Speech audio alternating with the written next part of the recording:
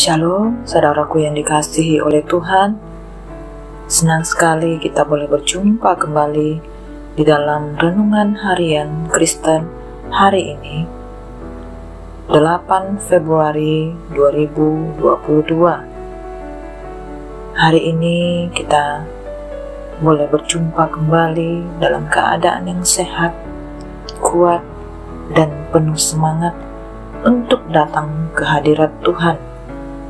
Saudaraku, jikalau kita masih diberi kesempatan untuk dapat memuliakan, menyenangkan hati Tuhan, bahkan untuk merenungkan firman Tuhan, mari kita lebih lagi semakin bersyukur kepada kasih-Nya yang begitu besar.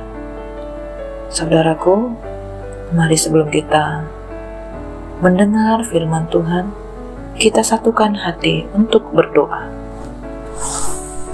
Terima kasih Bapa yang baik, kami bersyukur kalau hari ini Tuhan masih memberi kami kesempatan untuk dapat menikmati hadirat Tuhan, untuk dapat menikmati berkat-berkat-Mu.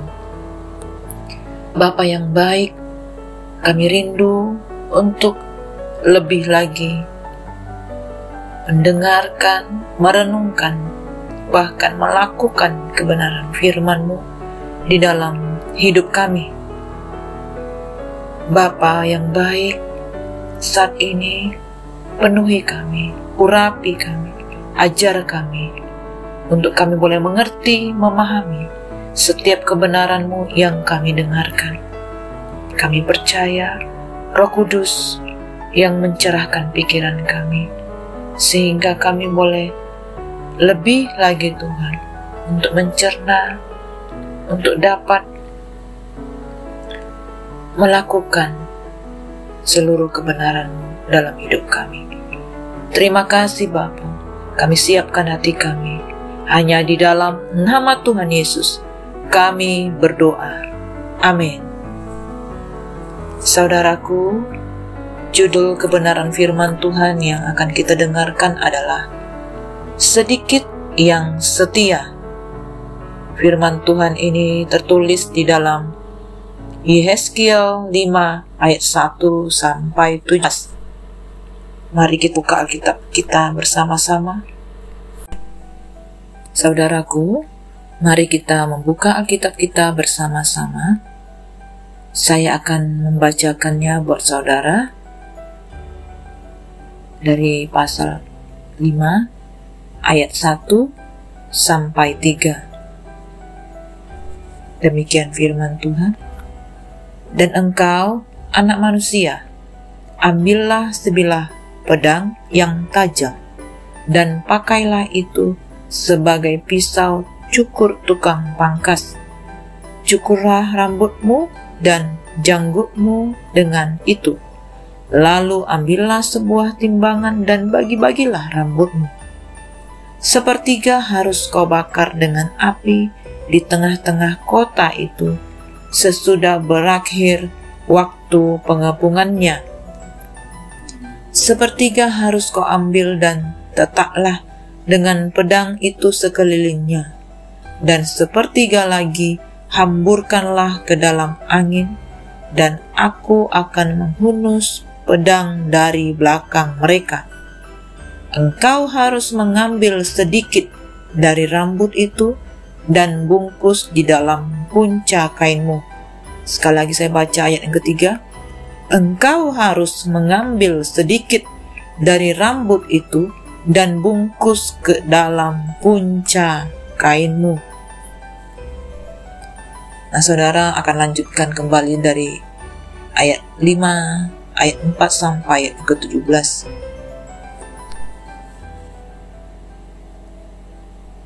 Pengepungan Yerusalem merupakan kabar buruk bagi kaum Israel. Namun, nubuat dari Tuhan belum berakhir. Dalam nas hari ini, Yehezkiel disuruh mencukur rambut dan janggutnya. Ini menandakan penghinaan terhadap Yerusalem dan hilangnya jati diri mereka. Kemudian, sepertiga dari rambut tersebut harus dibakar, sepertiga dipotong dengan pedang, dan sepertiga dihamburkan ke dalam angin. Ini artinya, sepertiga umat akan mati kena sampar dan kelaparan, sepertiga akan mati oleh serangan musuh, dan sepertiga akan disebarkan ke pembuangan. Dengan demikian, Yerusalem yang dibanggakan oleh kaum Israel sebagai pusat bangsa-bangsa akan dibuat menjadi reruntuhan dan celaan. Apalah artinya tidak ada umat yang akan diselamatkan? Ternyata masih ada sedikit umat yang diambil, seperti yang tertulis di dalam ayat 3. Tuhan berkata kepada Yeskiel, "Engkau harus mengambil sedikit dari rambut itu dan bungkus di dalam punca kainmu." Ini menandakan hanya sedikit umat yang akan hidup di pembuangan di Babel, meski mereka juga hidup dalam penderitaan. Mereka diluputkan dari kematian. Itulah umat yang setia, yang biasanya disebut yang sisa, yang akan Tuhan pelihara. Mereka tetap menyembah Tuhan di tengah mayoritas umat yang menolak hukum Tuhan dan menyembah berhala. Dari sekian banyak kaum Israel yang binasa, ada sedikit yang setia.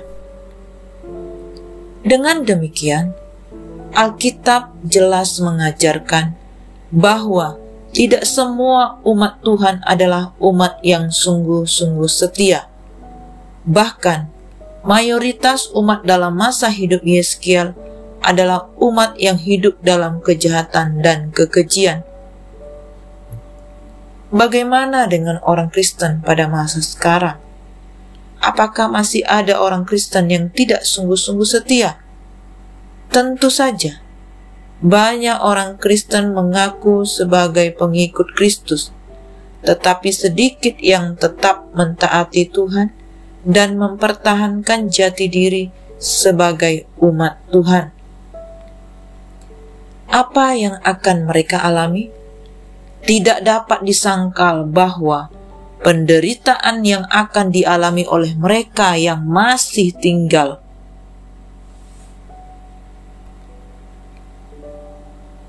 di Yerusalem sangat mengerikan. Mereka akan dikepung selama 18 bulan. Setelah itu, kematian demi kematian akan terjadi secara sadis. Setiap bangunan penting akan dirobohkan.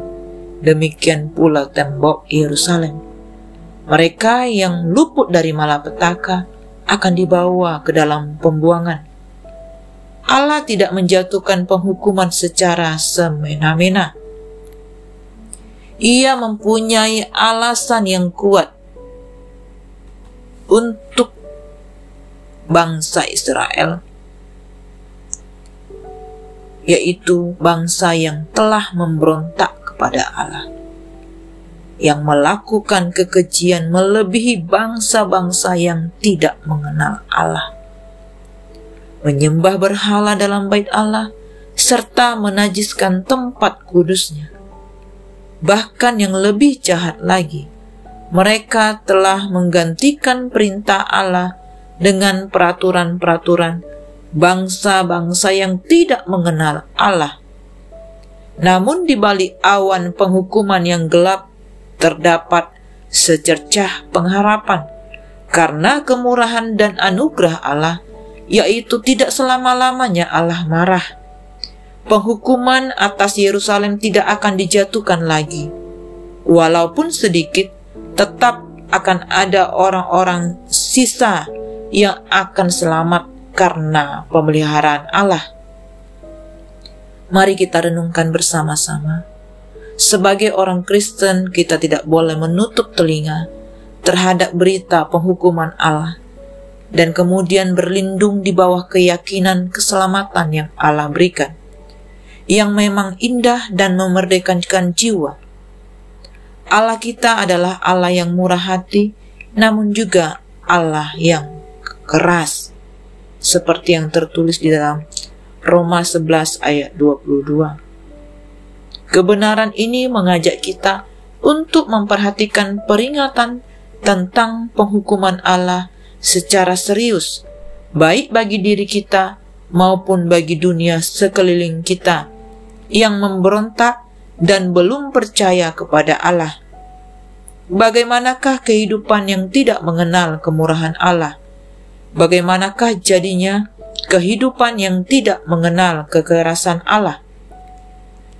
Pada akhirnya, Tuhan akan memisahkan umat yang setia, yaitu orang-orang Kristen yang lahir baru, dari umat yang tidak setia, yaitu orang-orang Kristen secara KTP. Setiap kita perlu merefleksikan diri sebagai umat, atau seperti umat apakah kita ini.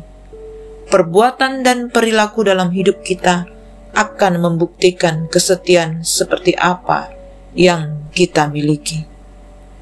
Demikianlah renungan firman Tuhan yang boleh kita dengarkan pada hari ini.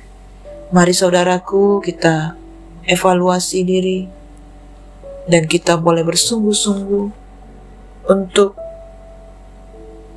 mengalami perubahan di dalam pola pikir, di dalam hidup kita.